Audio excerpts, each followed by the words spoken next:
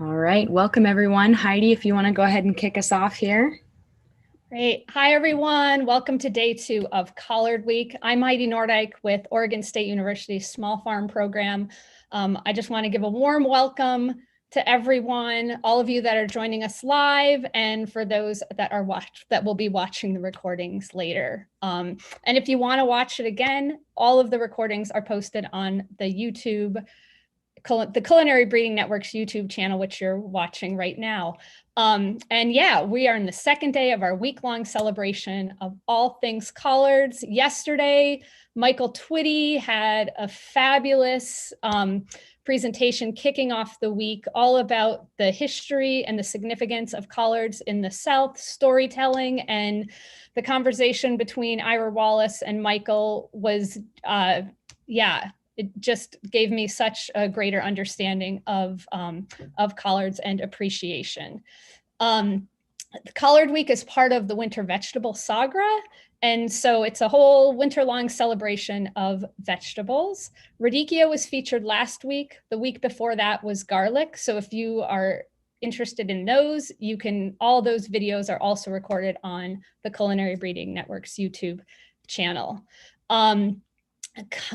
Coming up tomorrow, we are going to hear from Amira Mitchell talking about saving seeds and growing community, seed keeping, cultural identity. So that is going to be on Wednesday. And then Thursday, Ashley Shanti is going to be there to present a cooking demonstration, like a 4-way collards. And then later in the evening, 7 o'clock Eastern time and 4 o'clock Pacific, there is a collard happy hour. So a lot of people that have been part of this project and that are in the collard world, from research to chefs to farmers, will all be together on Thursday for a conversation. But today we're going to hear more about the story of the Collard Project. And Ira Wallace is the impetus behind the project from Southern Exposure Seed Exchange.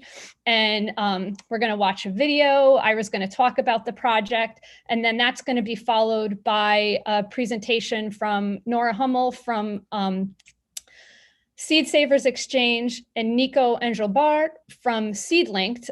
They're going to share some of the results of the collard trial. So the Heirloom Collard Project that aims to build a coalition of seed stewards, gardeners, farmers, chefs, and seed companies all working together to preserve heirloom collard varieties, their culinary heritage, and also to tell like, so we can all hear the stories of these varieties. And today we're going to hear from all of those project collaborators. Back in June, I was talking with Shantae Johnson. She's up here. I'm in the Portland area, and Shantae farms here at Mudbone Grown. And she has been really interested in doing some variety trials for collards that will grow well in our location. And so Shantae and I, we ordered a bunch of seeds from Ira. And a week later, Lane Selman from the Culinary Breeding Network, she called me and she was like, Heidi, there's this heirloom collard project, and are there any growers here in the Pacific Northwest that might want to be project participants? So she had been in touch with Melissa Dessa from Working Fruit in Florida. And before you know it, it's the Culinary Breeding Network, the Winter Vegetable Project. We all came together in a collaboration to help develop Collard Week. So we're really excited, to be a part of this. We've been growing collards out at the North Willamette Research and Extension Center. And then Mudbone Grown is also a trial participant. And so there were 8 full screening trial sites throughout the US, where all the sites were growing 20 varieties of the heirloom collards. And then there were 245 participants that grew 3 varieties, and they've been providing feedback on performance and flavor. And we're going to hear some of those results today. And I think many of you watching today have participated in those trials. So following the videos, we're going to have a Q&A with Ira and Nora and Nico. And please type your questions in the chat for YouTube. And I'm going to turn it over to Abba now for the video. Welcome, everyone.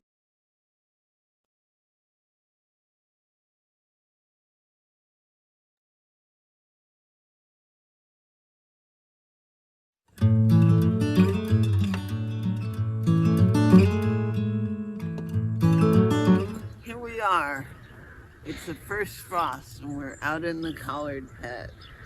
Look at all the guys, all frosty and toasty. They're going to be really sweet. We may have to have some collards for dinner tonight.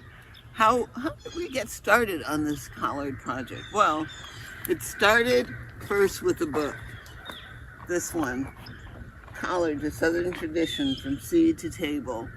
And one of the authors of this book, Ed Davis,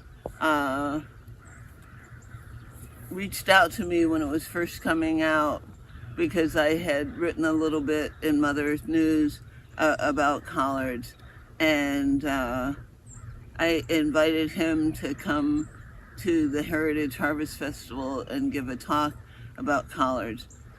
And he told me the story of these, how he and his co-author John Morgan and a USDA plant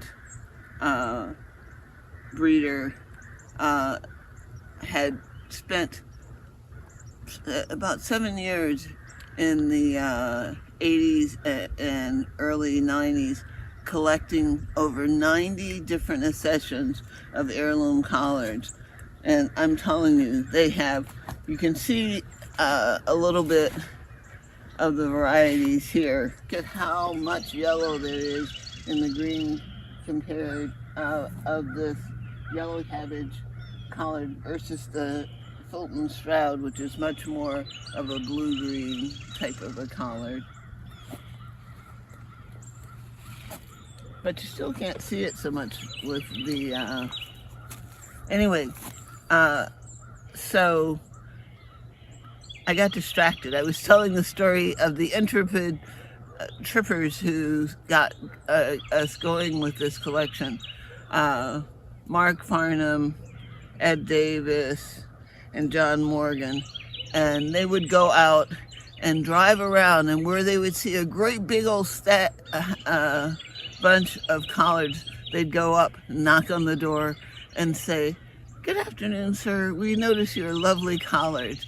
Are these ones that you have saved seeds from and very often the gardener or farmer would say yes, and they'd invite them in and tell them about the collards, and give them seeds. Like one of the things though that they found out, in addition to the friendliness and hospitality and willingness to share information about seed saving from these collard seed stewards, is that most of them were old.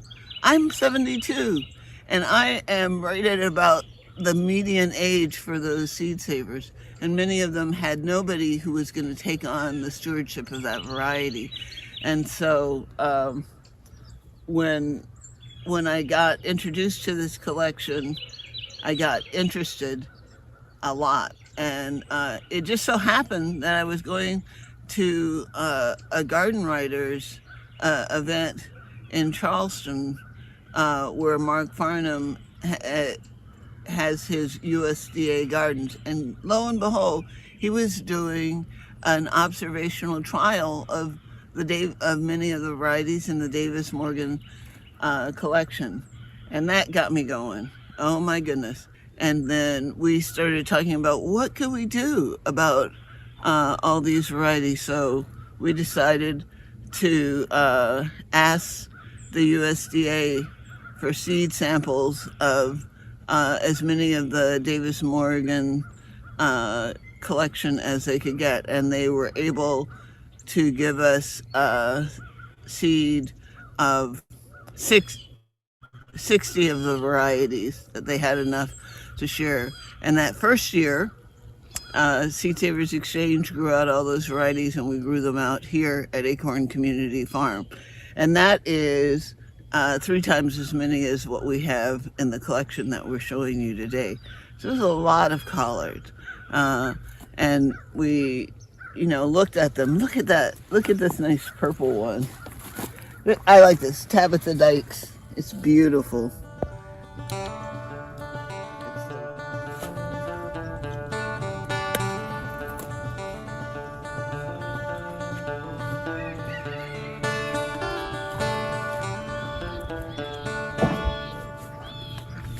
Some collards in the book that got us going with it.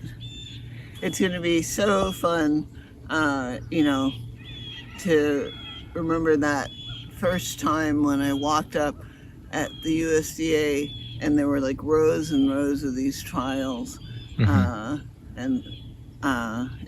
it made me feel like we need to make a commitment to regenerating these varieties and making sure that they're available to future generations of gardeners and farmers. And here we have the Heirloom Collard Project. You can look at our website at heirloomcollards.org and see many of the varieties and their beauty and excitement. And you can grow some and you can eat some, and then your commitment will be sealed.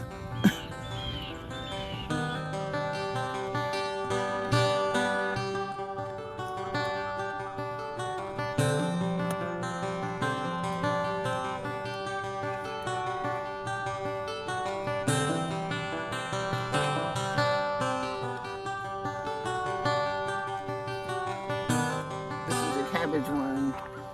We were so busy with getting the catalog that we didn't, and it was so late in the season without a frost that we haven't been picking these cabbage worms. But look at that guy eating holes in our collards.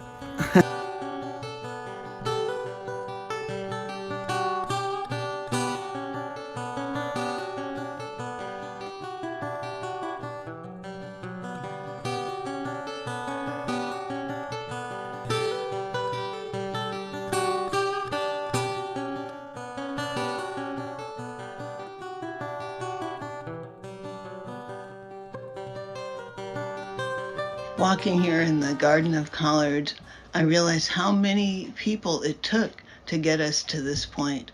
And we don't want to forget anyone. So I'm going to go back to when I first learned about the Davis Morgan collection and the real diversity there is in heirloom collards. It was back in 2014 when Ed Davis, one of the authors of Collards, A Southern Tradition from Seed to Table, gave a call to Peggy Cornett at Monticello and asking her about Collards in Jefferson's Day. He was just he and his co-author John Morgan were just finishing up their book, and Peggy said, "You should meet Ira Wallace, who is involved with the Heritage Harvest Festival here at Monticello and is really into collards."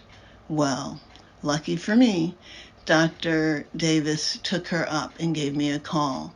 And we talked about the collection and that he had worked not only with John Morgan, but with Dr. Mark Farnham in South Carolina. And it so happened I was going to go down to Charleston for a garden writers meeting.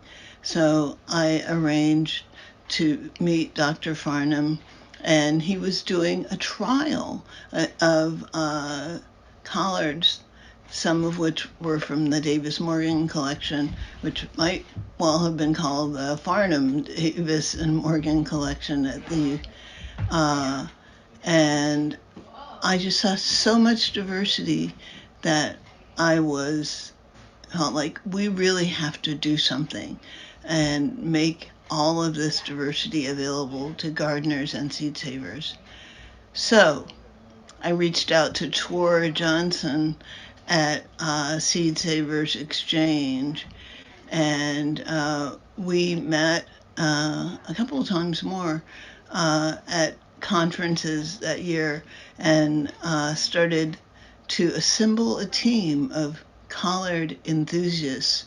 And Tora talked to other folks at Seed Savers Exchange, and they agreed that Seed Savers would reach out to the USDA Gene Bank and see how many of the accessions that were in the Davis Morgan collection we could get. And we also decided to start, I guess, actually, this was after we had met Chris Smith. Well, we knew Chris, but had talked with Chris Smith at So True Seeds, who is now the executive director of the Utopian Seed Project in North Carolina. And we set up a website called heirloomcollards.org. And I guess that was in 2016. Well, just at about the same time, Southern Living was doing a small article about me and the work that I've done here at Southern Exposure Seed Exchange. And they put in just a tiny little sidebar about heirloom collard stewards needed. And one of the things that was kind of exciting about that is there was a group of sorority sisters in Winston-Salem, North Carolina, who reached out to me and offered to steward a variety, and they were interested in a variety that had African American heritage.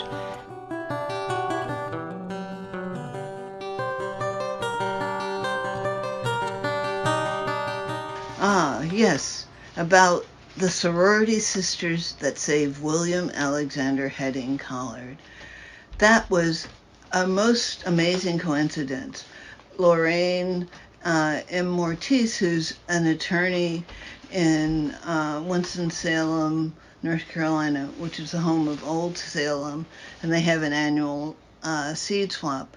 And Lorraine saw my call for stewards for collard seeds, and she said in her email, did we have any that had been stewarded by African American gardeners? And I said, well, we'll look at the data and see. And we found one that she found exciting, William Alexander Heading. And so she and her sorority sisters in the Alpha Kappa Alpha sorority and their friend, Master Gardener Elmer Kesey, took it upon themselves to regenerate this variety. And it just happened at such a time that Seed Savers Exchange was making a deposit in the global seed bank at Svalbard, and this variety was included. So it's most likely certainly the first documented variety stewarded by an African American gardener to be put in the safety of the global seed bank in the permafrost in Svalbard, Norway. I somehow it's really fitting to me that this project spoke to me, and that the first group of seed savers to take on carrying at least one of these varieties further into the future was a group of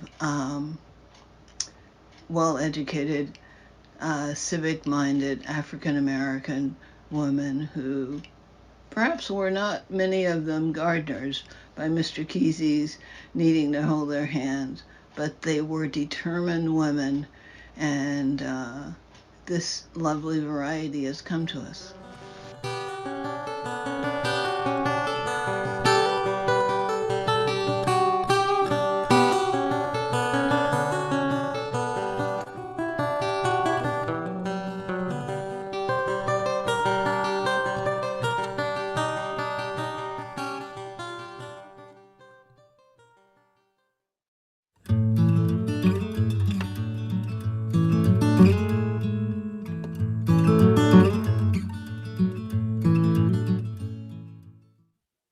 All right.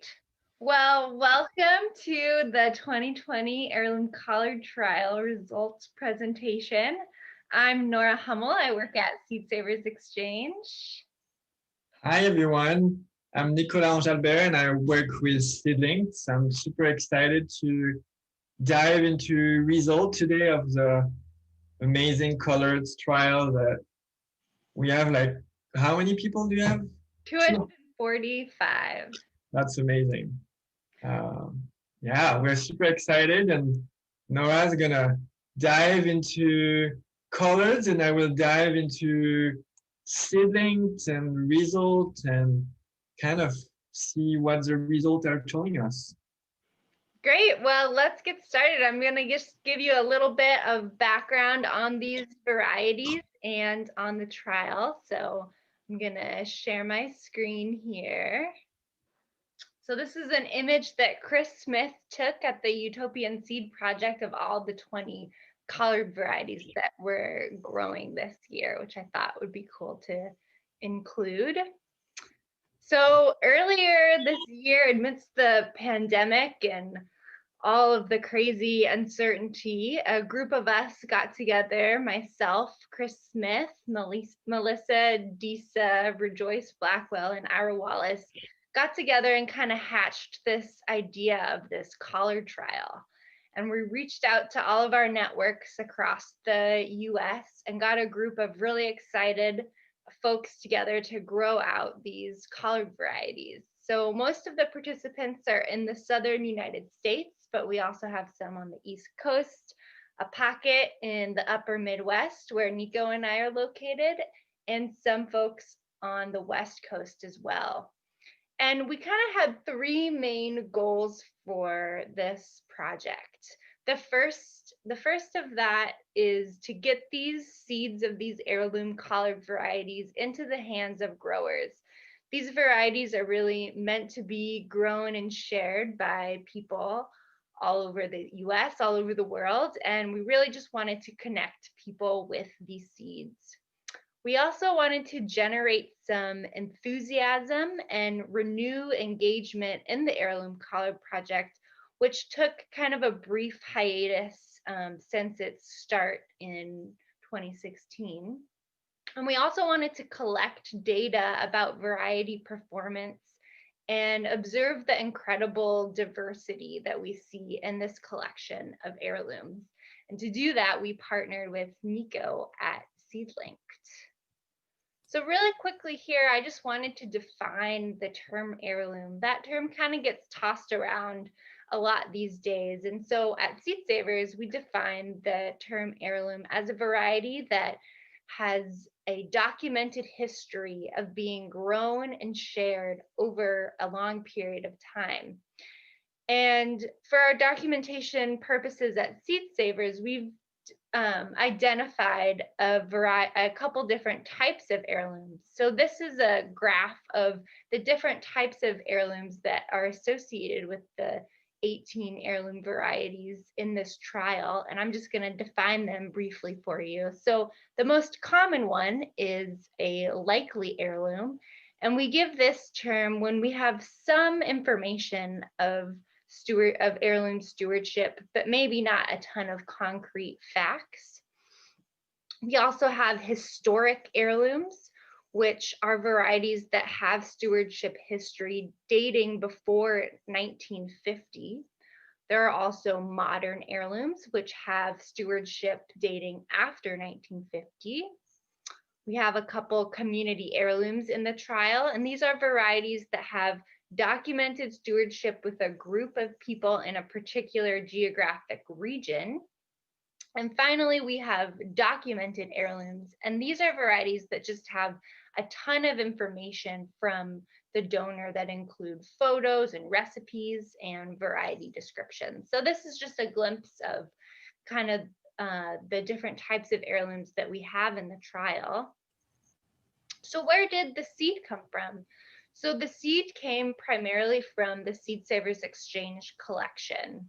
So it was either donated to Seed Savers Exchange over the past 45 years by independent growers all over the country, or it was requested from the USDA. In 2015, we requested about 60 collard varieties from the USDA, and that was kind of the impetus of the Heirloom Collard Project. So about 3 of those varieties are in the trial this year. We also have 2 varieties from the Seed Savers Exchange catalog that are common in the seed trade that we used as controls in this study. So that those are Vates and Georgia Southern, and we'll see some data from those varieties that we used as control. But this is a graph that shows the state of origin of the collard varieties in the trial. So you can see that the most common location that these varieties are from is North Carolina. We have a smattering of other southern states, and one outlier, one collard variety is actually from Kansas. So I just wanted to give an example of a seed story. So at Seed Savers Exchange, we preserve not only the physical seed, but also the seed story and the history of the varieties in our collection. So this is Old Timey Blue. It's one of my favorite collard varieties that I've grown out during my time at Seed Savers Exchange. This is a photo of it from a couple years ago. And then this is a photo of the original donation letter. So this variety was donated to Seed Savers Exchange by the late Ralph Blackwell of Jasper, Alabama. In his seed donation letter, he included that he was of Cherokee ancestry and that he was raised on a farm in the sand hills of Fayette County, Alabama, where his relatives grew this blue collard variety for as long as he can remember. So Ralph has since passed away, and we reached out to his brother Barry for more information about this variety. So Barry says that the family always just called this variety Old Timey Blue, and that they liked the taste of it better than other common greenleaf varieties of collards that were available in their area. Barry noted that the plants would sweeten up after a couple of frosts in autumn, and that their mother, Ira Blackwell, grew this collard as early as the 1930s, and she used the leaves to make a dish similar to sauerkraut. So Ralph donated seeds of this variety to Seed Savers Exchange in 1989, and now it's available on our seed exchange and in the Seed Savers Exchange catalog, and it is one of the trial varieties this year. So this is just an example of one of the many seed stories, and we're trying to find a way to connect people with these stories and generate data about these varieties. And that's where Nico and SeedLinked come in. SeedLinked is this incredible, powerful platform that links growers and seed savers and generates crowd shared data. And I'm going to let him talk about it. Thanks so much, Nora. It's fascinating and it's great. I love your example of Old Timey Blue, because as I'm going to show you the data, people in the vast majority love this one too. And so, and the flavor. So I will show you now, and I will start, just perfect transition on kind of what is SeedLinked, and how our kind of vision and dream with it, and then go dive into results. Can you see the screen well? Yep, it looks perfect. Yeah, well, and so really to just go back to this picture that Nora started, we see this vast diversity of colors, but it can be many of the crop. In this case, it's colors, but which one for you will fit the best for your condition and your environment, and also how can we characterize them all in many different places? Using a conventional system is very hard if we wanted to plant the 20 or even the 70 plus accession in many locations. It's so much work, but now we are all connected, and imagine connected hundreds of thousands literally of growers, seed stories that are shared using modern technology as mobile device, because you can record everywhere in the field, take picture, cloud computing, meaning data can flow from one place to another instantly. And so data and story can be shared instantly with everyone. And data science to be able to craft all this collective data to give meaningful information to everyone and to make it interactive and make sense.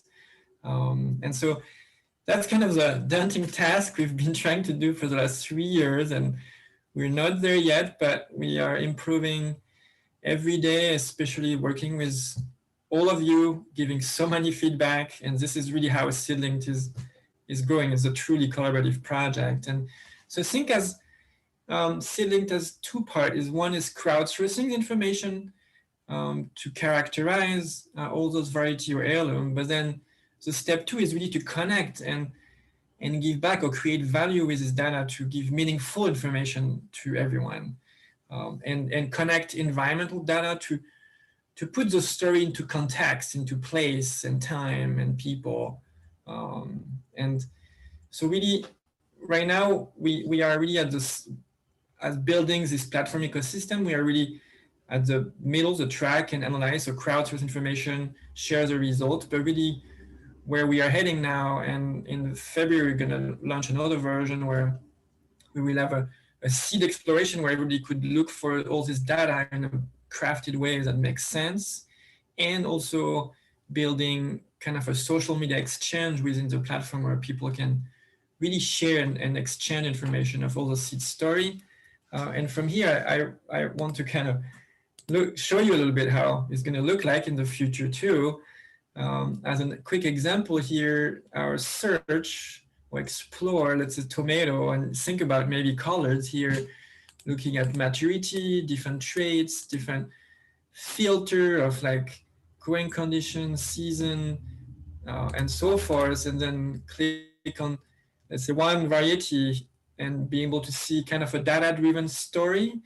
Where could we potentially find those equivalents, and looking at the review and pictures submitted by everyone.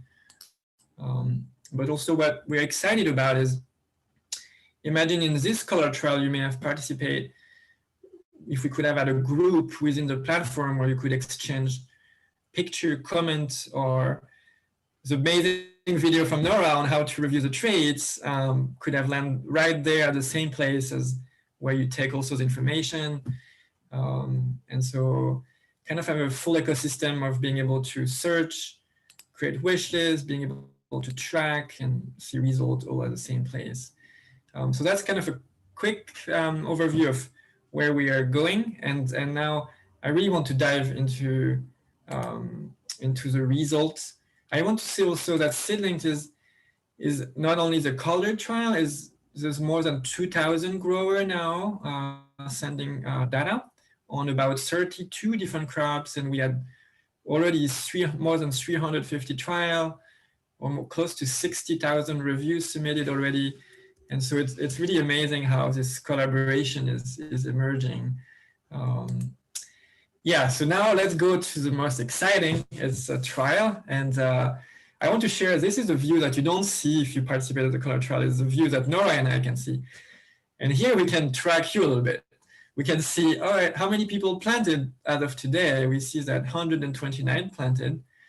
We can see that 48 or around 20% planted, harvested. And we can see that between 13% and 30% started to review the different traits. And so it's normal, it's great. I was just saying to Nora that it's at this time of the year, there's a lot of more time people are going to review.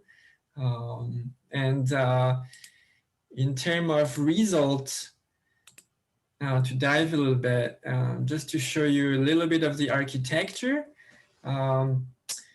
Here's a map of all the people who started to review. I think there's close to 100 and where they are located. So around 100 plus out of the 245. Different colors hardiness zones on that map, Nico? Yeah, I colored the hardiness zone to show you that we have a wide diversity already, which is great. I'm just gonna try to show you comparative result between North and South to see a little bit how it's shaping out. But it is great to see we have higher hardy zone and lower, and yeah, it's a good spread. And you can see here, I have all the hardy zone and the number of review by hardy zone, and so it's definitely hardy zone that are more represented, but I feel North, South are really well represented. And you can see the traits here and the number of review by traits. Germination, obviously, is one of the first traits, so it's the highest review, and vigor, appearance, disease seems to catch up. And obviously winter hardiness, there's a beginning of winter, and so my guess in a few months we're going to have way more data here. Yeah, so we picked those traits just to kind of generate a picture of these varieties, just a snapshot. And so they kind of get at different aspects of the variety's performance that we thought were important to include. And some of them are kind of subjective, like appearance or flavor. Everyone has their own personal preferences. And so that's going to really vary a lot across the trial. And something like disease resistance is more objective and easier to know. Yeah, and that's a really good point in terms of traits. And as an advice, I'm a plant breeder by training, and just feel your guts and trust yourself. Like, really, it's amazing how when you don't think too much, but you feel your gut feeling of, oh yeah, that's a really good flavor, or that's a really poor vigor, or it's usually very true.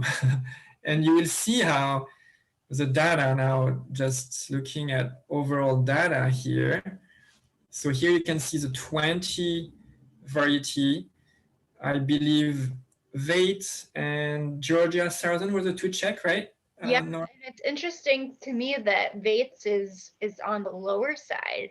I mean, this is a variety that's ubiquitous in the seed trade that's supposed to be, a tried and true variety. But when it's stacked up to this group of diverse heirloom collards, it doesn't perform as well. It's really fascinating to see. Yeah, to see the spread of diversity. I mean, it's very high significant difference between top to bottom. But once again, we don't want to say one is better and the other is worse, because here I'm showing all the traits average. But it's very nice to, here I can look at, okay, let's say look at appearance, because I want to go to old-timey blue here.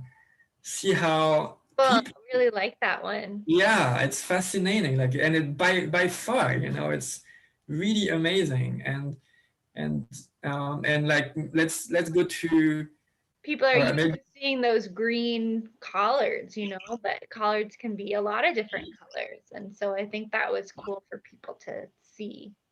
yeah, and look at now we switch to earliness. We see Georgia 1000 that seems to be one of the earliest. And maybe let's look at flavor. Something that is very interesting. And now yellow cabbage seems to be one of the highest in flavor. And so see this shift. Yeah, there's no really. It's a good. Looking at different seed is really a gray. It's a panel of different characteristics, and it's hard to say this one is the best, this one is the worst, and it's really Yeah, for that's sure. a beautiful diversity of it. And we wanted with Nora to try the exercise of looking at south versus north. So on top here we have the northern data, or like lower hardiness zone up to 6A, and in the bottom we have the higher hardiness zone. And we just wanted to see, okay, how variety ranking shift. And this, what I show is across all traits. But for example, let's look at the top in the northern and see the top in the northern is almost very in the back in the southern region.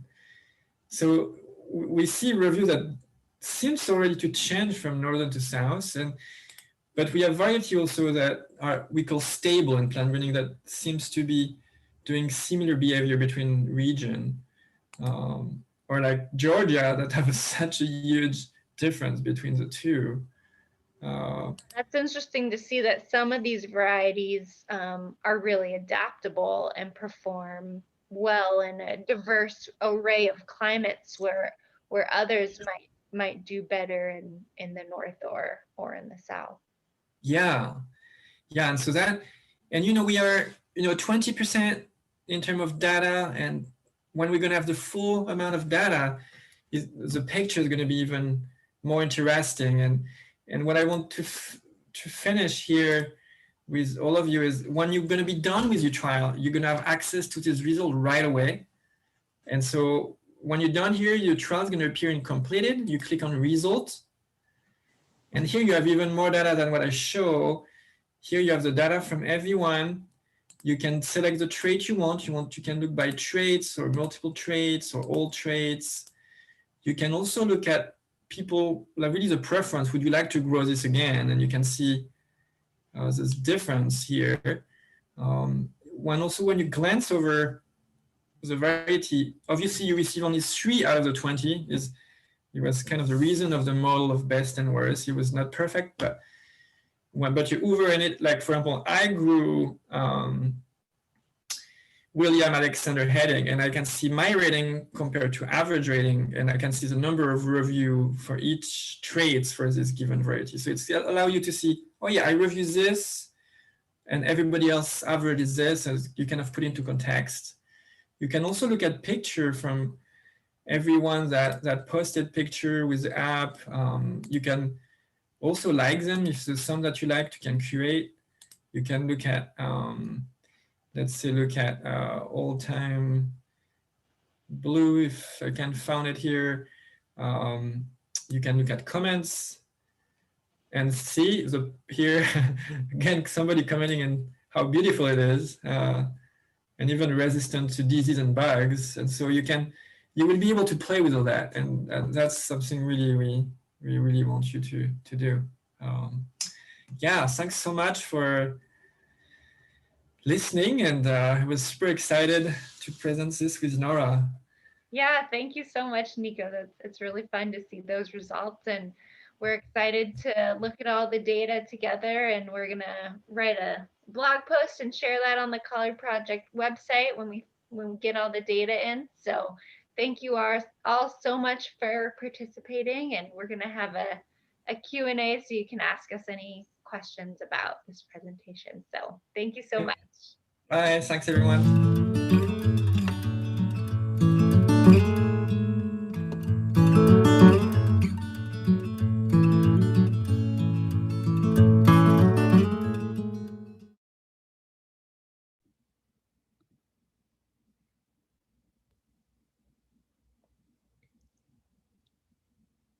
Hi, everyone. Welcome back.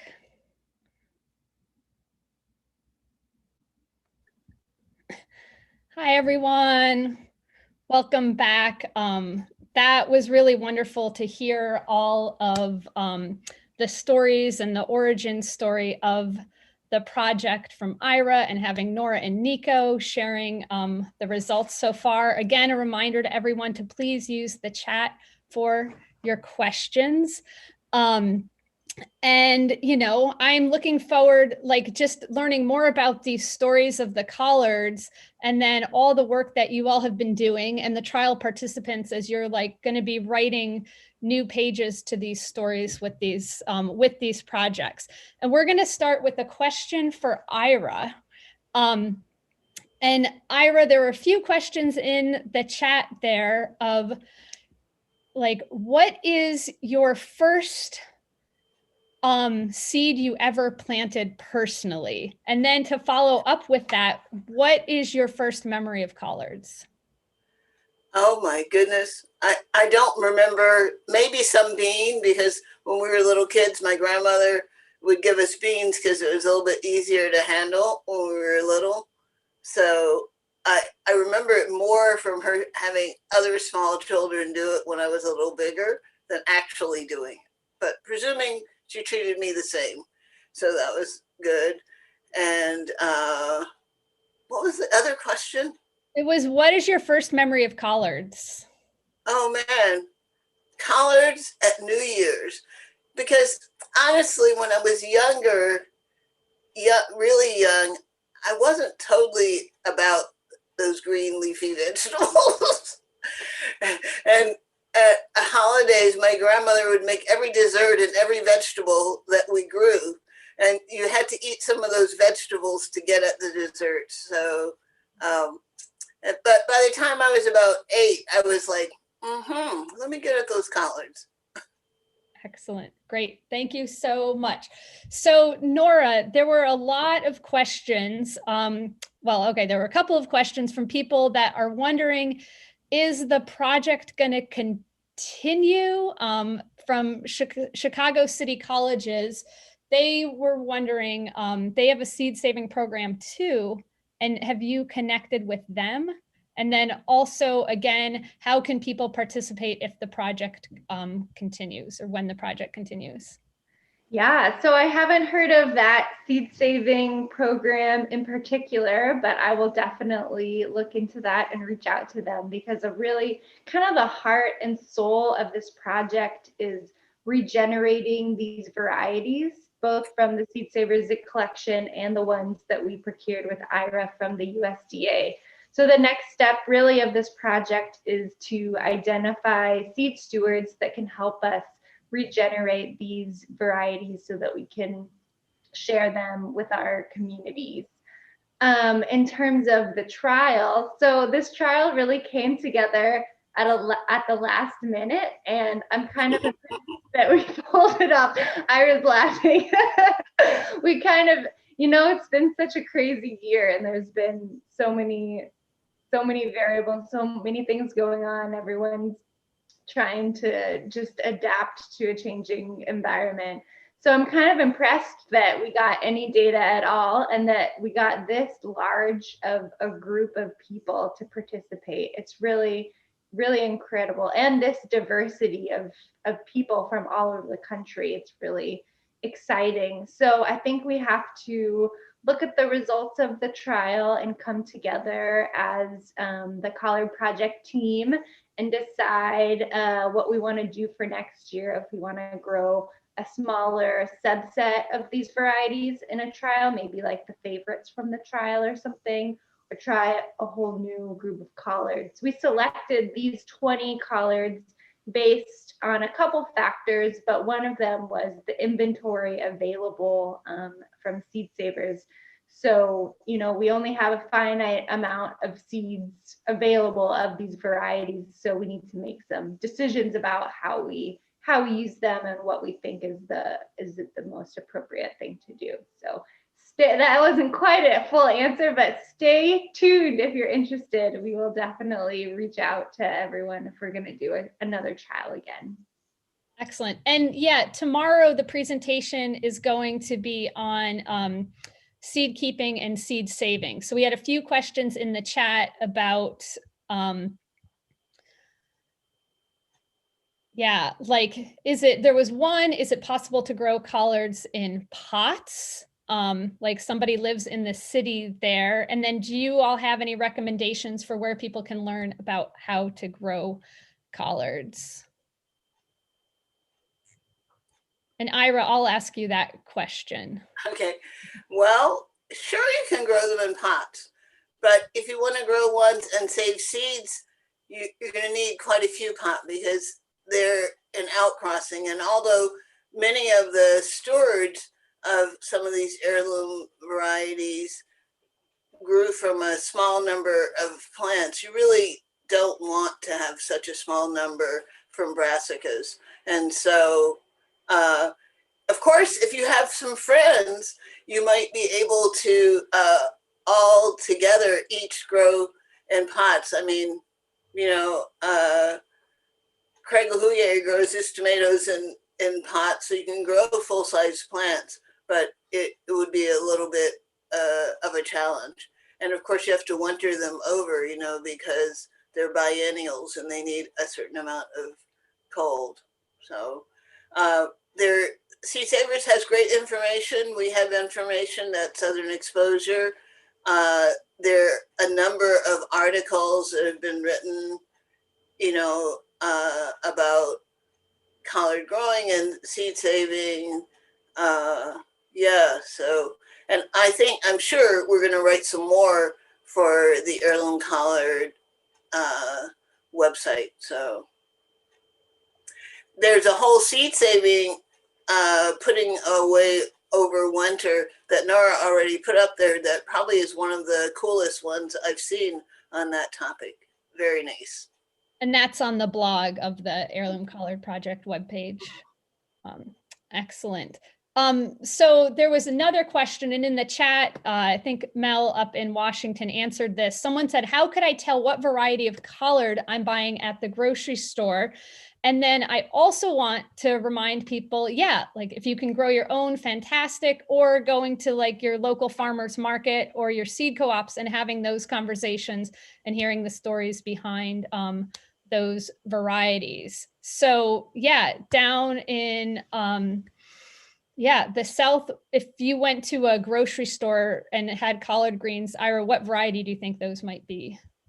Georgia Southern, because they're early and big and fast growing, and they're the most widely grown variety of there's actually a bunch of hybrids that are common, but most of the kind of stores that have bunches that look like they're local are Georgia Southern. But we are getting people interested in these heirlooms, and so just like you see a lot of different kind of kales, you better look out. There's going to be a lot of different kinds of collards coming our way. Right, I've got some right here in front of me that I picked on Saturday. So Tabitha Dykes, yellow cabbage collard, and then Wallace there. So just for a little background there. And we see a lot of I used to work on an organic vegetable farm, and we grew champion collard. That was a variety that we grew and see a lot here in the Pacific Northwest. I feel it's an amazing question because this trial, for example, by connecting all those information, it's really putting a name on the collards, and by connecting all those information, really the hope is not to say collards, but maybe William Alexander in the future, and really have a color panel instead of just black and white. And really, I think this amazing project, I hope will kind of change the discussion behind collards. Yeah, thank you, Nico. And on top of that, somebody asked, and I'll address this to, yeah, Ira. Did you discover a new favorite collard with these trials, or the work that you've been doing when you toured the USDA plots? Well, I have to say, I got taken with the purple collards. Me too. I had not seen them. And it was kind of funny because when I first talked to Seed Savers, we had just decided at Southern Exposure to grow out Alabama Blue and offer it. And they were deciding to offer Old Timey Blue. And they both were like big hits. You know, they not only look good, but they taste good too. Grow well, man, they got it going on. And then, the number of people, of seed stewards who like those yellow North Carolina collards also has got me going about them. Right, and to have like a diversity that that you're growing for people, yeah, for different recipes or different taste preferences. So excellent, and it's so fun to see the results from SeedLink also. And just a reminder to everyone, on the Heirloom Collard Project webpage, there's like history and descriptions of the different varieties that are part of here. So if you want to go deeper into those stories, you can read those there. And all the results will be live in the spring on seedlinked.com search that we're gonna finish in this winter. So in the spring, feel free to visit, and you will be able to visit all the results. And Nico, is the SeedLink information, is that utilized by larger farms, like mid-sized or larger farms? Yeah, I mean, the project is very now taking off, and more farmers are really interesting to dive into those information. And so more and more farmers are reaching out to us to use this information to better decide which variety to plant. And really, this is the ultimate goal of SeedLink, is really any grower will be able to go on SeedLink and search for any crops like collards and find, according to their preference, appearance, flavor, disease, and plant the right seed for them with the right story. And so, yeah, stay tuned in the spring. The search will be live. Yeah. Great, thank you. And so here is a question for Ira. And so this person said she loves hearing updates about this collaboration, and curious, we'll hear from all of you. Curious to hear from you how this project fits into and enhances and how it's important to the rest of the work that you do. So Ira, you can start, and then we'll go to Nora. Well, collards are especially interesting to me because even though collards came from an old world or perhaps Eurasian origins, it is one of the brassicas that was really developed in the southeastern United States. It didn't have any respect when it came from Europe. It was like pitiful food. Nobody loved it. And it fit the climate in the Southeast, and the preference for leafy greens that Africans who had been brought here did. And it didn't take so much to grow it, so that when they didn't have good soil or a lot of time, it was something that would actually grow and produce. And since I'm sort of looking at trying to retell the story of the African diaspora, to think about how food is a part of that, and collards really, for me, play into that story. It's nice to get varieties that are coming with African immigrants or that come from the Caribbean, but to have something that I can take back to my grandmother is especially good when you don't have the advantage of a lot of written family history that a lot of European descended people have. Excellent, great. And Nora, yeah, how does this work incorporate to the other work that you do? Yeah, so I'm just so excited to be working on the Heirloom Collard project. It really is probably the thing I enjoy working the most on at Seed Savers Exchange. And I think it's because it's a truly collaborative project. It really brings together a lot of different organizations to work together collectively to build this beautiful coalition. And I think what really gets me excited is learning about the stories of these varieties and regenerating them in order to get them back out into people's farms and gardens and hands.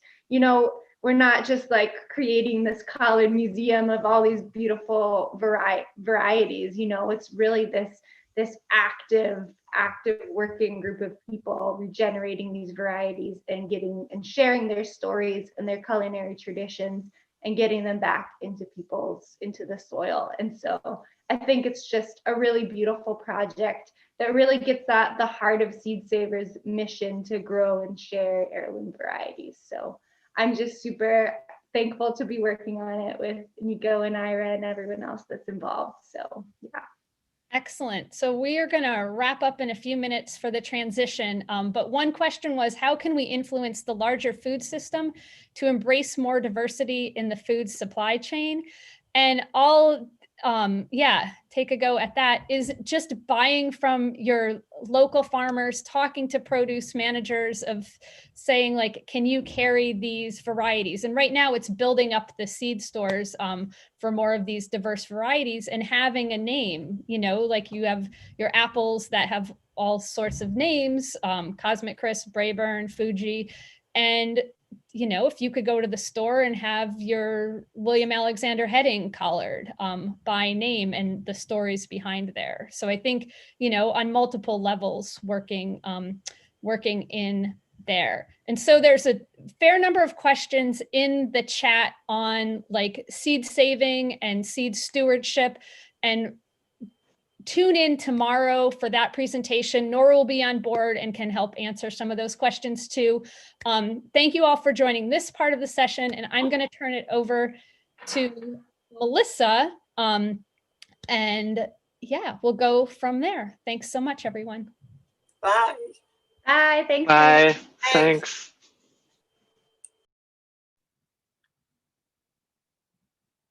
Awesome. Thank you, everybody. That was so fun. I'm Melissa Dessau, and I am actually from Gainesville, Florida, but I'm broadcasting live from the best office a girl could ask for, really. I'm in a greenhouse surrounded by plants. It's cozy in here. John Jackson is behind me, and we're going to move into the next section shortly. Very quickly, so I'm from Working Food, like I said, in Gainesville, Florida. And I do a lot of stuff trying to promote and celebrate local food and running a seed program, which is how I got connected with this. Very excited to be participating in the Heirloom Collards Project. We've been working with students at the University of Florida to do the full collard trial. We've got all 20 growing at the UF campus at the Field and Fork Gardens. And all 20 varieties are also being grown here in Milledgeville, Georgia at Comfort Farms. And it's been really fun to see the differences just 4.5 hours north of how different the same varieties can be after a couple light frosts in different soil. And if every grower was so privileged to travel with a chef like I got to do today, and having them on hand to also notice those differences that I don't always catch. So it's been really fun traveling for Collards Week. I loved seeing all the results coming in, and I know that there's still a lot more to come. From Florida, we're really just getting started. We've been harvesting a lot and taking data, but I feel like we'll have more interesting things to come. It's been a colder winter than we've had in the last few years, which has been good for collards. When we were first tasting them, you know, no one was really blown away by any of the flavors. And after the first frost, it was a lot different. So I'm excited to see how things change over time and see how all that data starts to come together. For me, I thought what was really beautiful about seeing all that information from SeedLinked come in is that it really underscores how for so many centuries, humans have been very connected to the crops they grow. You know, generations of observations of your plants and careful tending and stewardship, different culinary traditions that form around these varieties that ultimately lend themselves to this huge diversity that we see. and then it all comes together in like a modern app where we can share all this information and we're all doing it together at once. It's really cool. And it was also interesting to see, you know, some of our results verified by people around the country, and then some really stark differences where things that stood out for us in Florida were very different. Things that, you know, we noticed in our farms, like I said, just 4.5 hours north here in Georgia, were so different. And it's fascinating. And it, you know, makes the point that we're all here for, is that we have to celebrate diversity and maintain diversity, because what works for us in our community with our sandy soils and hot winters and the taste that we have is different in every community. So really excited to see this project continue. Like I said, John Jackson is behind me, and he's going to come in after the farm tour video we're going to launch into, and you'll probably have a lot of questions for him. Comfort Farms is amazing. If you haven't been following him on Instagram and Facebook or checking out his website, it's an incredible operation here that you'll get to see. It's so much more than just growing things. He's helping grow and heal people through agriculture, which is fascinating. So he's got a fascination for heirloom vegetables and heirloom animals, and we're going to get to see a little snapshot of his farm, and then we're going to trot around the country. We have a few stops. We're going to be in North Carolina in a few different places. We're going to visit our space down in Gainesville, Florida. We'll be in Washington and Oregon and Virginia, and get a little sneak peek at some of the other folks that have been participating in the trial. And then we'll come back, and John and I'll have a quick little chat about collards, and we'll be taking any of your questions that you might have for John, or perhaps about the trial results or anything. If you have them for me, we'd be happy to answer your questions. So Abba, I'd love to go hit the road.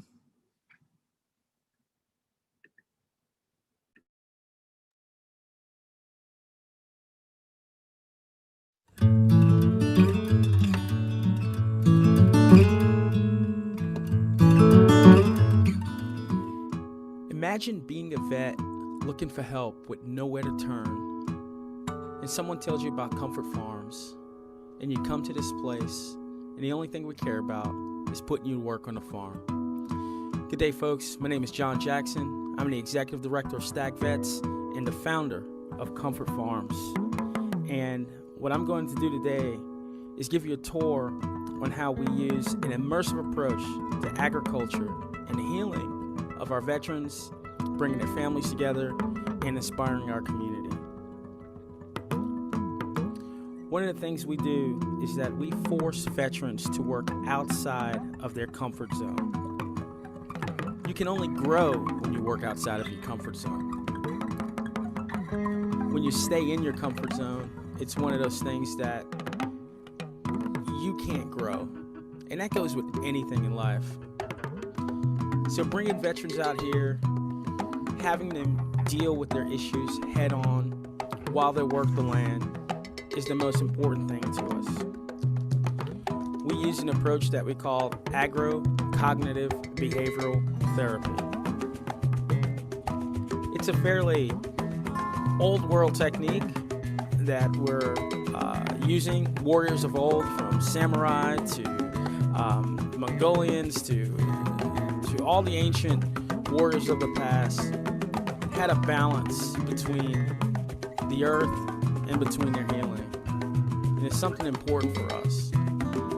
I try to reflect on my indigenous past and bring that in to the space to help veterans who have trouble connecting with their families, connect with our livestock in a way that helps builds that bridge back to their families.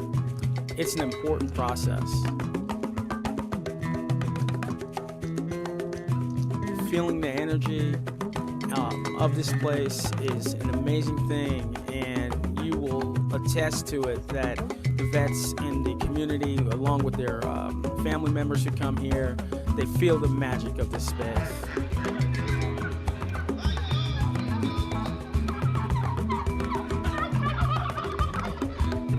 Listen to them. Listen to them talk to you.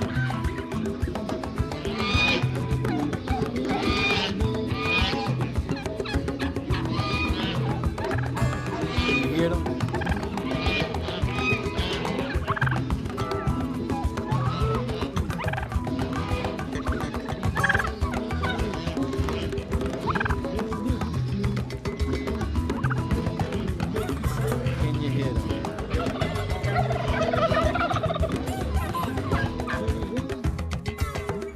One of the most important things to our farm is bringing in the reverence for the animals, the livestock that we raise, and the food that we raise. That's lost in our society today, folks. And here on Comfort Farms, we make sure that we raise all our animals and our plants with love and care. It's important to us. Not only do we challenge our veterans, but we also challenge our chefs who we work with, because our farm is intrinsically tied into an agribusiness that helps support our mission. So being able to create a space that inspires people, like our chefs who we connect with, bringing them into this space to say, hey, I don't care what you've been classically trained on. I want to know what your grandma taught you. I want to know, what you learned as a child and what inspired you as a child or as a young person or a younger person to really delve into this culinary space. And this is why we create a space that inspires people. It's wintertime now, so we're rocking and rolling. We're getting involved in these collard trials. We have over 20 varieties, or at least 20 varieties plus one. I got some seeds from Africa this past year, and I'm going to be growing those as well. But right now we're focusing on the Seed Saver Exchange collard trials that we have. And this is a beautiful rendition of beautiful heirlooms that we have from across the country, and growing them in a way that's productive and giving back to the land. Every weekend we have a farmer's market, and we give, we're releasing 2 different types of collard greens every week, getting the community excited and having them be able to taste. And most people, it's funny, most people don't even know that there are 2 or 20 different types of collard greens, let alone 2 or 3. So this is a great thing for Comfort Farms as we work and tend the land, and we're giving back to our community, help educate them along with our families. And I just want to thank you all for taking this virtual tour with us on Comfort Farms. Come help me weed.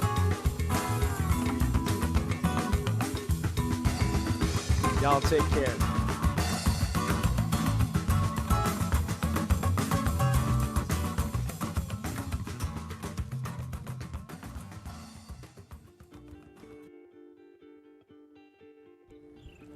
Hi, my name is Jamie Swafford. I'm a founding board member of the Utopian Seed Project, and I'm super excited to be growing all the varieties in the Heirloom Collard Trial this winter. I love the diversity of the entire mix, and chefs are loving it as well, but I do have a few varieties that I think are all-stars, and I want to show you those. From left to right, we have green glaze collard on the left, far left. This collard green is the standard that I've been growing for 9 seasons. It always looks wet, it has good weight, and it cooks up without losing any of that texture. In the center, yellow cabbage collard, North Carolina yellow cabbage collard. Being a North Carolina boy, I love this cabbage collard. It is feathery and light and has great sweet flavor. My all-time favorite this season is the old-timey blue. You can see the blue veins in that. It keeps a crunch when it's cooked and just has great all-around flavor.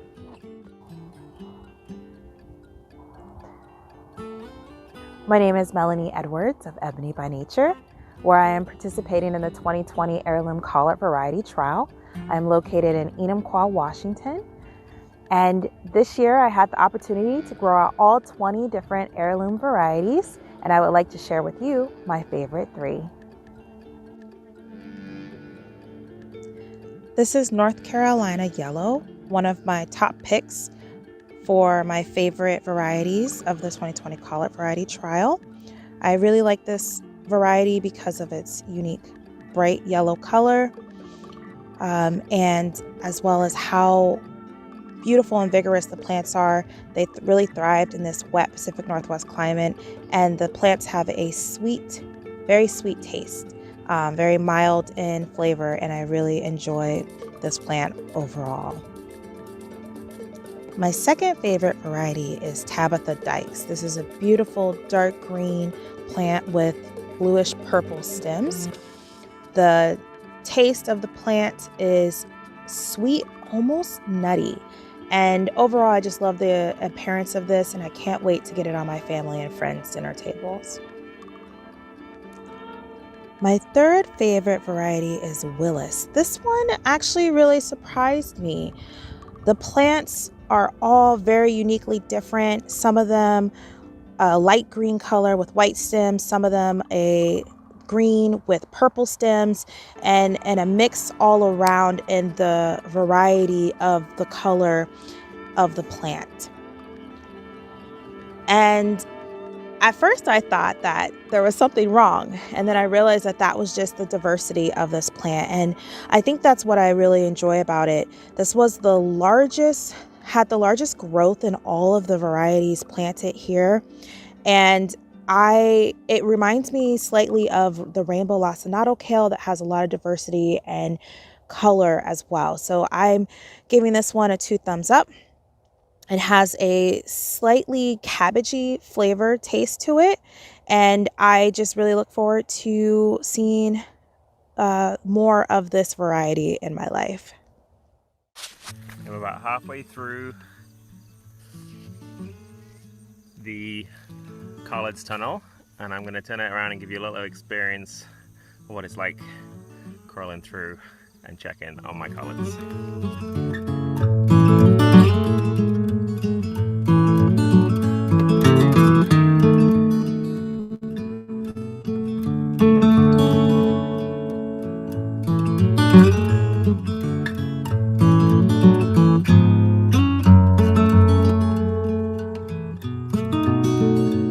Okay, Emmy, what did we just do? Through a humongous long tunnel. Yeah, we just crawled 200 feet through the Collard Tunnel. Why did we do it? Because I said that and Daddy said that we go together, and I freaked out. Did we find anything in there? Yes, What did we find? a lot of bugs. A lot of bugs. Good bugs or bad bugs? A lot of good bugs and a lot of bad bugs. And which ones were the bad bugs?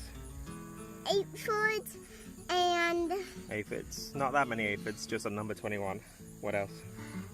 I found another aphid, but I tried to kill it and it ran away. It ran away? In there. We'll get it next time round. Are we gonna go in there again? No way! Oh, okay. We'll have to pull the cover back next time. What other bugs did we find? Grasshoppers. Grasshoppers. We threw them out. Anything and else? spiders. There were some spiders, but we left the spiders be because spiders are good, right? Yeah. How did the collards look? Good. Good? Healthy? Healthy. Okay. So we're not going to do that again. Are we glad we did it once? No. No. If you could go back, you wouldn't do it again? No. Okay. No more. So this is our family farmer recommendation. If you put up a real long low tunnel, don't crawl through it.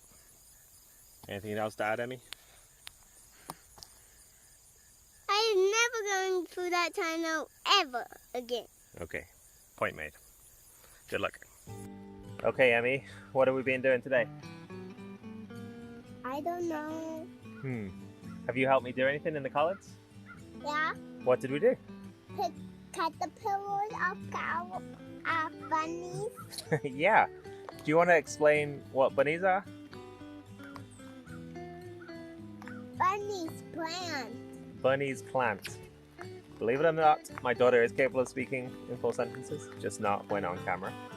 And she has decided to call all our baby collards bunnies because they've got the 2 little leaves that come out like bunnies' ears. So she helped me plant this entire 200-foot double-spaced row of collards. We've got 21 different varieties. And we've just uncovered it from the floating row cover for the first time, and we went down the row. And how many caterpillars do you think we found? I don't know. Yeah, either do I actually. It was a lot. Well, not a lot, as in like an infestation, but maybe like 40 caterpillars, mainly caterpillars. I think we found 6. 6? I think we found 6 times 7, which is 42, which is the answer to life, the universe, and everything. So yeah, we're feeling pretty good about it. They're growing up. They've got the roots down. We've got like 99. I'm getting cold. Yeah, it is a bit cold. We've got 99% success. I reckon there was only about 5 or 6 plants that had actually just died from the transplant, but everything else went in pretty good. Anything else to add? I want to eat my hair. You want to eat your hair? That's it.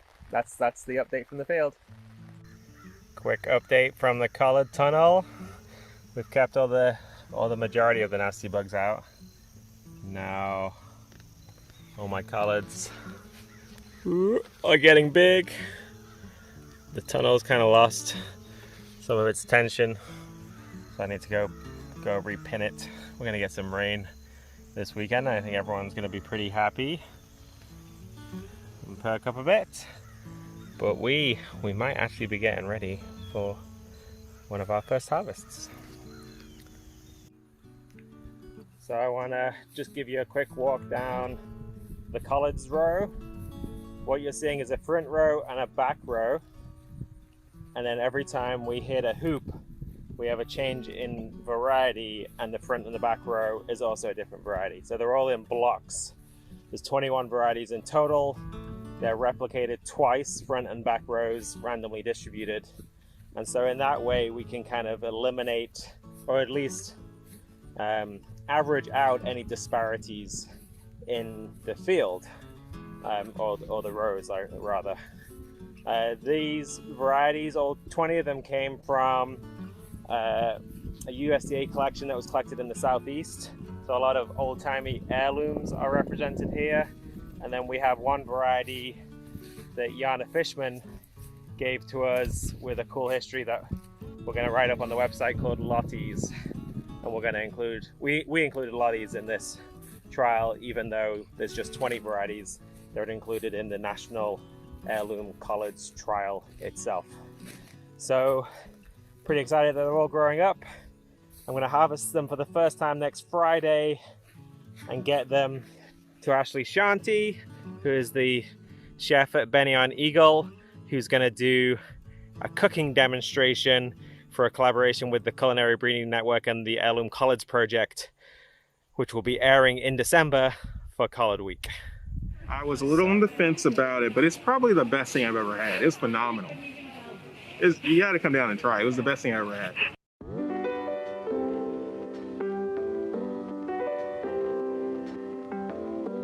So this is our senior SEM project, and we have been growing collards all semester. So what we are trying to do here is introduce new flavors into the North Carolina Piedmont region and see which flavors students enjoy through dining, and see if dining would incorporate some of these new dishes into the flavor profile.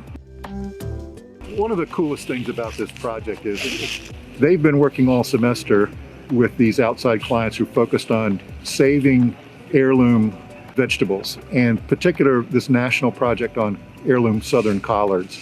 And this team decided what they wanted to focus on was taste profiles. Well, they quickly looked into the research and found that there's not much out there in terms of how to evaluate collards. So they looked at wines and kind of built off of that, consulted with different chefs, and came up with ideas for how to kind of create a tasting profile for collards that looks like it might be for wine. And then they started looking for ways to make the taste profiles more real and have a community impact. So they started talking to Elon Dining, and they got super enthusiastic about it because they always like when we can bring stuff from Loy Farm, grown by Elon students. And the chefs came out, looked at the collards in the field, tasted them, and started debating different recipe concepts and things like that. It was super exciting for the students to work with them as stakeholders, to see their enthusiasm, and then see it come to fruition in a situation like this, and have just, you know, people coming by and trying the different dishes and seeing their enthusiasm about it.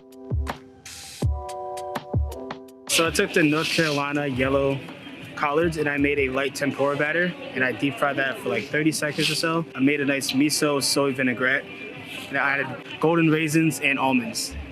My favorite for the recipes was definitely the tempura fried with a little bit of miso. That was insane, probably the best vegetable I've ever tasted. Between the tempura and the pasta, I'm not sure because they were both very good. Our goal here was to try to introduce new flavors, and even though people are unfamiliar with them, it's been a good experience to like get that new flavor profile out here.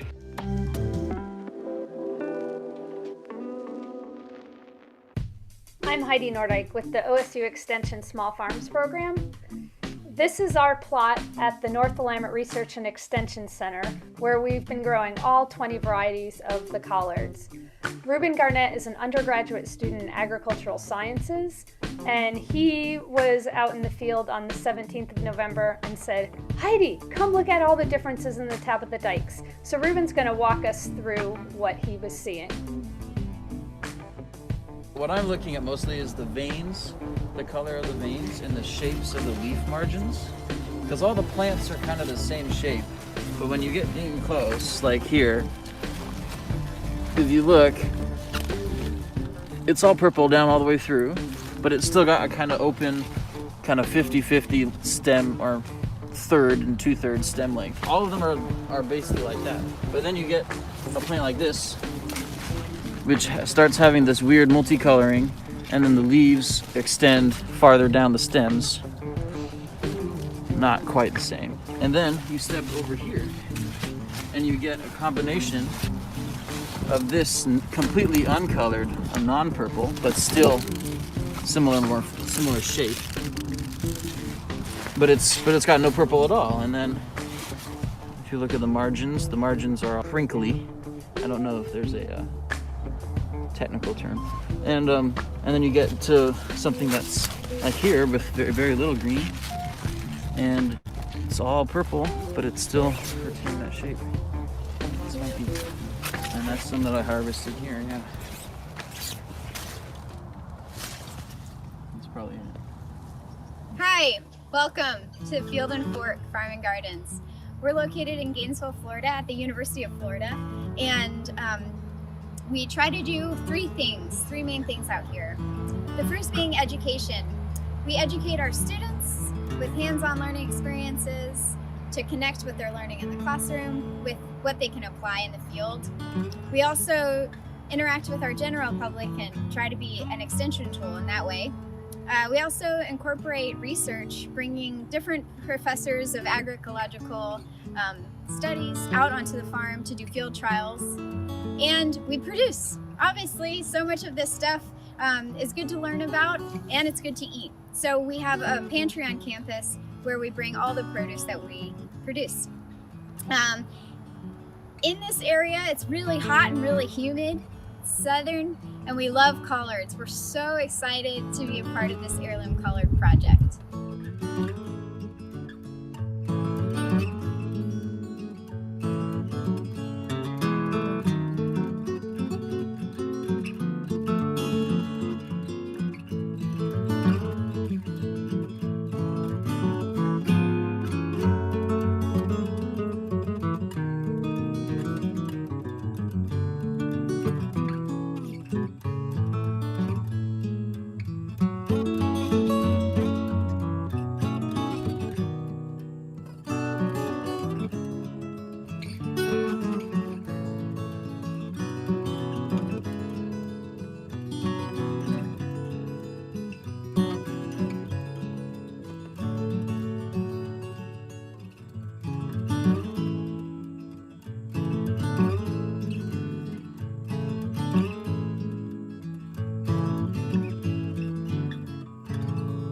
Hi, my name is Angie Lavezzo. I'm the Education Director of Sow True Seed in Asheville, North Carolina. And I am here on my farm where we are trialing some of the really cool varieties of collard greens on behalf of the Utopian Seed Project and the Heirloom Collard Project. And we are really excited about this because it's time for collards to be risen up. Collards really need their due. They are just as versatile and delicious as kale, probably more so than cabbage, and they're really good for you. They taste amazing, and we are just so excited to be part of this project that's going to sort of reintroduce some of these really rare varieties that people haven't grown for sometimes decades, if not a century or so. We're just really excited to be part of it. So thank you to the Heirloom Collard Project, the Utopian Seed Project, and we hope that you will put some collards in your garden and on your plate next year. Hi, my name is Sandy Osterkatz from Footnote Farm in Orange County, North Carolina. I'm growing Tabitha Dykes, Ms. Annie Pearl, and Brickhouse Old. I love growing collards because they're delicious, but also because I think it's very important for Southern growers to grow regionally, culturally important foods, regionally appropriate foods, foods that can sustain us through climate change and warming weather over the long term. Our collards are pretty spindly right now because we harvested them hard and everyone's been loving them. They got rave reviews on our CSA end of season survey. Yay, collards! It's going to be so fun, to remember that first time when I walked up at the USDA and there were like rows and rows of these trials. And it made me feel like we need to make a commitment to regenerating these varieties and making sure that they're available to future generations of gardeners and farmers. And here we have the Heirloom Collard Project. You can look at our website at heirloomcollards.org and see many of the varieties and their beauty and excitement. And you can grow some and you can eat some, and then your commitment will be sealed.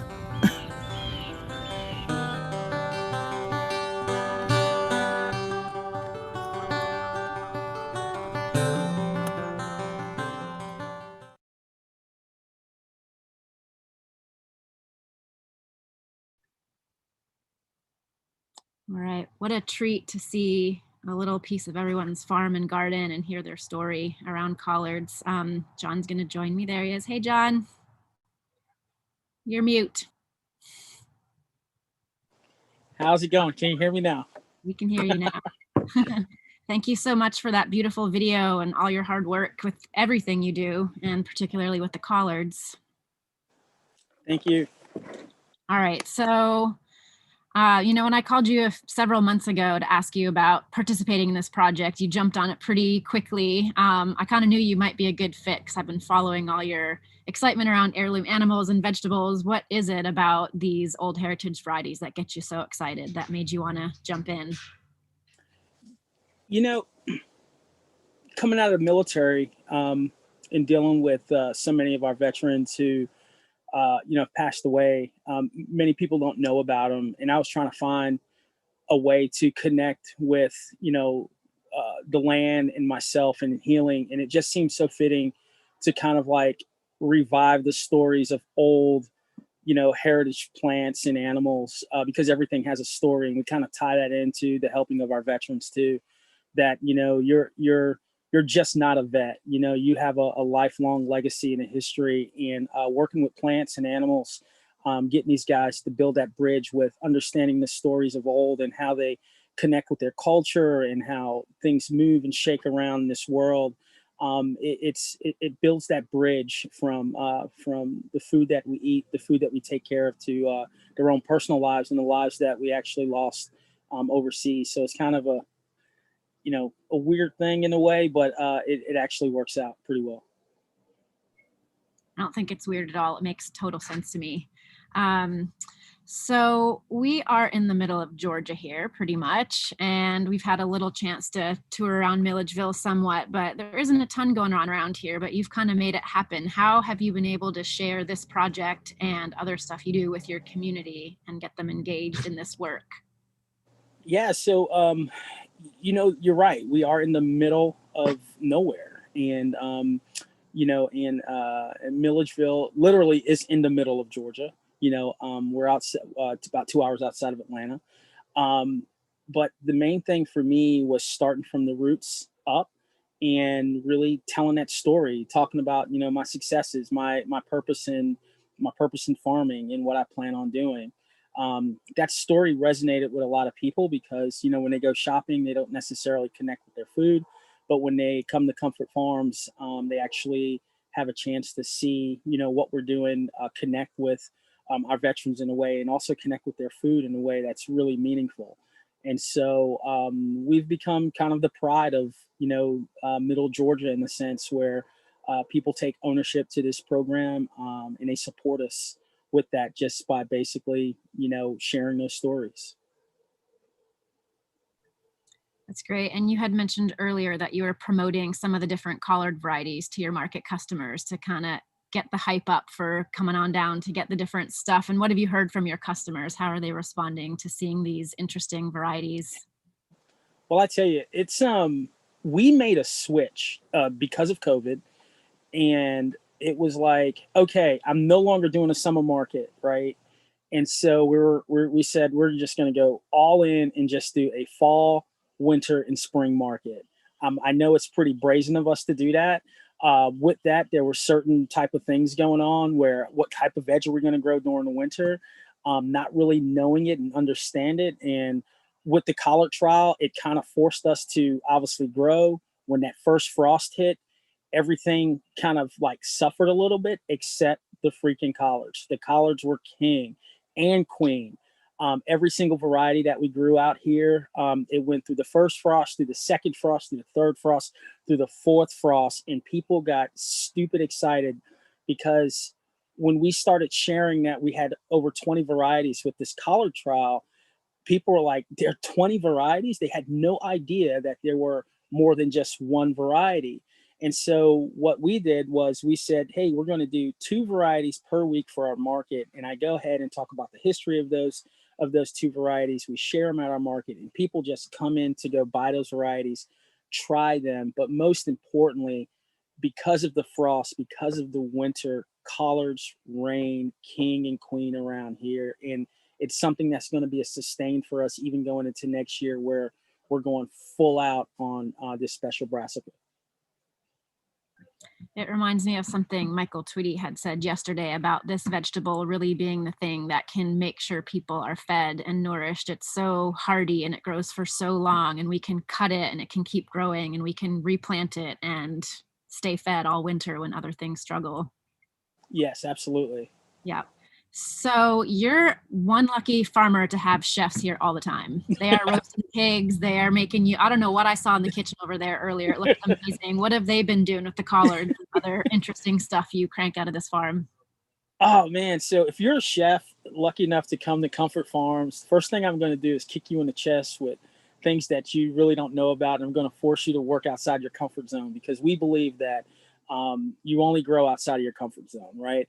And so a lot of these chefs come out here. We talk about different things because I love food. I call myself a professional fat boy. I love to eat, and I grow really, really good food. And I challenge our chefs with some amazing things. Like, so this week, part of our we're going to have, instead of doing like a pork bun, it's kind of like an Asian inspired kind of like pork burger. We're actually going to use the collards as a wrap. And so we're going to make a vegetarian variety, and we're also going to make one for, our infamous carnivores like myself, or unapologetic carnivores like myself. But we're going to share that with our class, because we have a new Ag Tech to Success school that is coming here to Comfort Farms. And we're going to really kind of highlight what you can do with these foods. And that's really important for growers. I see a lot of farmers growing amazing food, but they do not know the relationship of food to the center of the plate. And so that's one of the things that we kind of pair the farmers with our chefs, really challenge everybody to take it to the next level, to do some amazing things and bring our community and folks involved. Because if we're all growing food to eat, and if it doesn't taste good, nobody's going to buy it. Exactly. We've always thought that too. If it doesn't taste good, or we share with people how to make it taste good, then it doesn't even matter what we're doing, really. Okay, so everybody wants to know, what's your favorite? Okay, so I love collard greens, and I am a braised collard green fanatic. We have some smoked meat or some bacon fat, and, a little bit of some cider. But I think that's collards that from all spectrums, you can make all collards taste good that way. But after the frost, I went out and I tasted every single collard that we had here out of the 20 varieties. And in my opinion, the William Moore stood out the best. It was a very sweet bite that was mellow, that kind of really, that kind of like transcended along the actual palate instead of just like categorically. Now with the chef today, we went out and I had some of the Annie pearls. I might have to say that those are right up there with as probably one of the most delicious collards that I've eaten as well. So out of those two, I'm really, I'm going to say they're kind of tied with you with the practical purposes. Awesome. So, and I would concur. Well, actually, so the William Moore in the data set, to just go back a sec, that was actually the least favorite. I thought that was interesting, but I think it's only 20% coming in. So maybe William Moore will step up over the season. But again, I think that's why that's cool. Like, you love that one. Other people didn't think it was so great. So that's why we need to have all this diversity. So we heard you speak a little bit in the video, and you spoke with Ashley and I earlier about the motherland collards and a motherland okra, not to get off topic, but can you tell us a little bit about those varieties and how they mean something to you? Yeah, so I'm in a pretty unique space. When I was a soldier, I was special operations working with people from all over the world. I had a chance to work with some soldiers from Sudan and some soldiers from Liberia, where my mother's from. She's my grandparents are Sierra Leone, and my mother born and raised in Liberia. And so when I was discharged from the Army, I reached back to one of my buddies who's a soldier over in Liberia, and I said, "Hey, man," I said, "I'm getting into farming. I really want something meaningful. If you ever come back, overseas or to the States," I said, "bring me some seeds from the farmers that are out there." And he's not a farmer, but he went out there, to the market, and he knew some farmers that worked out, out in West Africa, and he just brought me back a whole bunch of seeds. So I had a whole bunch of seeds. I said, "Oh, well, this is okra, and oh, these are collards. All right, cool," and I started growing them, and they started taking on new. There were new characteristics that I've never seen before in my life, especially with regards to the motherland okra.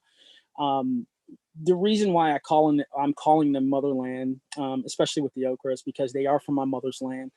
And with that okra, the gumbo that they call okra soup was used to help birthing mothers, mothers who were birthing, to help fight against blood loss and also to induce labor. And so I just thought that is fitting that these seeds who are coming from my mother's land would be fitting, if they're grown here for the first time, to be called motherland, the motherland variety. And it kind of means something to me. Number one, I'm really reconnecting back with a lost part of my culture through food, and also going back over the pond and talking to folks in different types of generations, and we're connecting in ways that are super impactful. And my parents, my mom in particularly, is super excited about having these varieties from her land here. So she can't wait after COVID to get down here and make up some traditional West African dishes with me. Now, I can't remember, have you actually grown out those motherland collard seeds yet? I think you said you were saving them until after this trial was over. Is that right? Yeah, so I started the motherland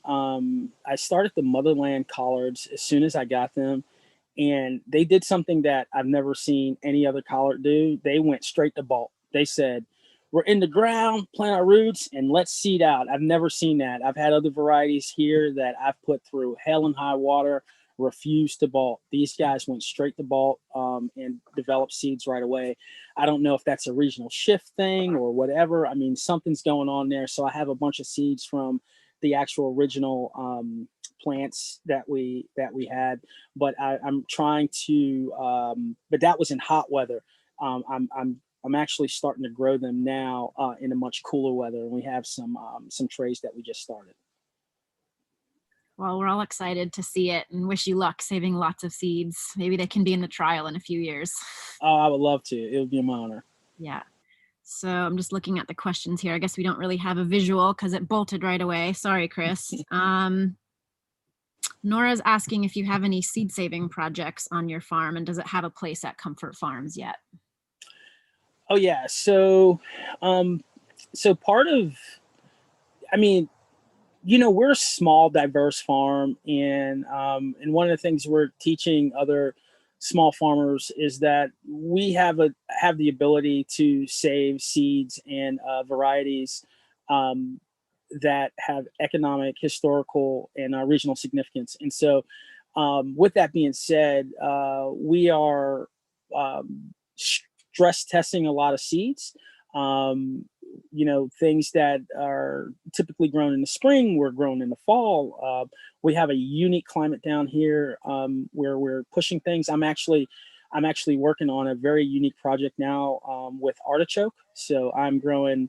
I took several different varieties of artichoke out of the 40 plants that we planted. Only about 6 of them survived, and out of those 6, they were all open pollinated, and we have over 80 plants that we took from those seeds that are growing right now.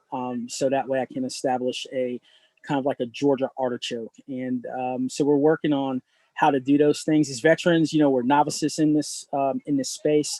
So I'm really trying to learn as much as I can in a very short period of time, given the fact that I have literally 2 growing seasons. So I can see something in season A and do something in season B in the same time period, and quantify those results. So yes, we have a seed saving project. We're novices at this, and we could use a lot of help to prolong. So any help is good help.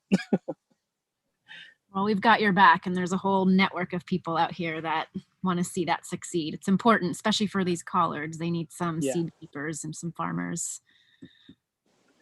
So what's next for you? What's next for phase 2 of collards and Comfort Farms?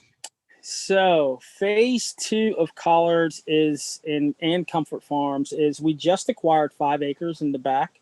So the front portion is kind of like our event space. Our kind of you come in and you look at all of our heirlooms, and you can kind of take your self-guided tour that we're working on.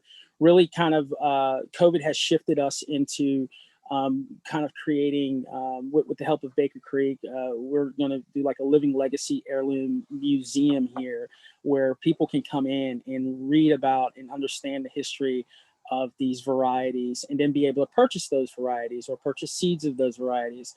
But the second phase really is going to be creating more of a production facility for to take those varieties that we really, really like and we really enjoy to scale, whether it's in seed saving or production for chefs to actually work with, using a lot of Jean Martier's market gardening techniques on a 10-plot cycle. And so with that being said, we were awarded a NIFR grant for the next 3 years to teach primarily veterans and along with non-veterans, a course called Ag Tech to Success that's worth 17 credit hours for the year, that will really teach them what we all need from our farmers this day and age, which is pretty much the foundation of how to save seeds, how to maintain your soil, how to use pollinators, how to use small scale intensive farming as a way to feed our communities and create that food security that we all so necessarily need. And so that's been my vision. I asked the VA many moons ago if there was a school like this. They said no. I said, well, if I created it, can I be a vendor? They said yes, and here I am. So that's what I'm doing. You're amazing. It's been awesome to watch how much work you've done to build this farm, to get all these people and all these programs together. It's just been amazing to watch you. You're incredible. You're inspiration. Thank you. Someone was asking Jen about flavor differences and what you're looking for, and I'd be happy to have you answer that. But we also just want to let everyone know, and you, John, too, that on Thursday, when Chef Ashley Shante is going to be with us, they're going to be doing a live collard tasting session where they get to geek out on flavors and collards and varieties. But I mean, you mentioned your favorite variety. Is there something you're looking for in a collard personally when you are snacking through all the different varieties? Which ones you are really looking for? Absolutely. Yeah. So I think to really truly understand a collard is in the wintertime. I mean, yes, it's a crop that can withstand the heat and do things. But in the wintertime, that's where these collards exemplify the terroir of the land, just like wine. Every single collard is different. Every single collard has their own notes. And it's one of those things that I totally believe that if you want to challenge your palate to really pull out, what is important in that collard and then how to utilize it in a dish. I love raw food. I love to taste raw food in its true form to kind of give me an understanding of how I'm going to connect with that chef. But what I am looking for in a collard, especially collards, it's not so much like a mustard. I'm not looking for a lot of spice. I'm looking for something that I could use in its raw form that's not going to break down. I like tender, but I don't want too tender because I definitely want to be able to use that collard, in its raw form that's going to hold up really, really well. Sweet for me is always going to outweigh everything else. But if you can add that sweet that's mellowed within that spice and a little peppery, and if it all blends together, that's why I choose the William Moore and now possibly the Annie Pearl, on that level of like, yeah, these are it. So. Yeah. And like you said, they change through the season and it's really a winter crop. And we've noticed that for sure in Florida where we don't really get the cold that I think collards really want to get to that flavor we're all looking for. We all made the mistake of testing before frost and we're like, they were okay. And then after the frost, it was like everything was so much better. And here they look different and they taste better. Yeah. And the leaves are a lot thicker. I imagine they're just trying to survive the cold. And so it was really interesting. And again, why regional diversity and preferences and palates and climates are so important so we can all find the right fit for our farms and our taste buds. Absolutely. Yeah. I'm just going to peek in at these questions. I think that's about it for today. I want to show you. Yeah. This is so right here. These are those Stroud collards. Like the one here, is in our bed that we grew. All of them, majority of them look like this. But then in each one of these rows, we get this variety that looks like this. It almost looks like a kale of some sort. And to me, like I was talking to Chef Ashley, it's like the diversity of these collards. Is it getting back to is this what the original looked like, back in the day, versus what was picked for cultivation. And so I find this absolutely amazing, but I do love the look of this collard right here, out of the same variety. So just to kind of show that. Sorry, which one was that again on my left? That was frilly one? This is the same one as the Stroud. Oh. Yeah, they're the same. They're the same collard that are showing two different phenotypes out of the same collard. It's fascinating. Great. I don't see any other questions. So before we leave, just a quick plug for the rest of Collards Week. We still have 2 more days coming up and all the information is on heirloomcollards.org. And as you can see, it's really easy to watch. Just send the link to your friends right through Culinary Breeding Network, YouTube. And tomorrow is Amira Mitchell on seed keeping and how to save collard seeds. Amira is wonderful. I can't wait to hear her speak. And then Thursday is Chef Ashley Shanti from North Carolina and Chris Smith doing some cooking demonstrations and live collards tasting. Sorry, y'all. It's a working farm here. There's stuff going on. And that's it. So thank you, everyone. Thank you so much, John Jackson. I know this has been a lot of your time. I've been bugging you a lot over the past few months, and That's I hope. good. Okay. All right. Yeah. Bye, everyone. And thank you, John. All right. Thank you, guys.